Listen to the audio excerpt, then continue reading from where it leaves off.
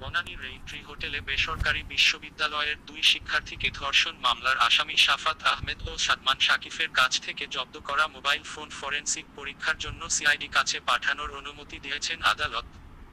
মামলার তদন্ত কর্মকর্তা ডিএমপি ভিকটিম সাপোর্ট সেন্টারের পরিদর্শক ইসমত আরা এমির আবেদনের পরিপ্রেক্ষিতে রবিবার ঢাকা মহানগর হাকিম দেলোয়ার হোসেন এ আদেশ দেন।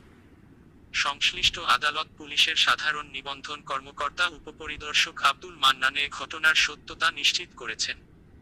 তিনি সাংবাদিকদের জানান, ধর্ষণের ঘটনায় আলামত হিসেবে ওই দুইজনের কাছ থেকে জব্দ করা 5টি মোবাইল সেট ও একটি পাওয়ার ব্যাংক জব্দ করা হয়।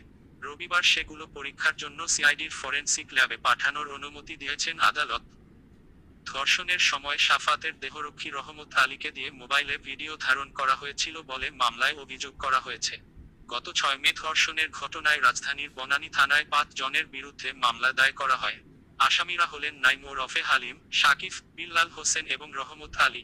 ধন্যবাদ সবাইকে। এই রকম আরও খবর পেতে আমাদের চ্যানেলটি সাবস্ক্রাইব করুন।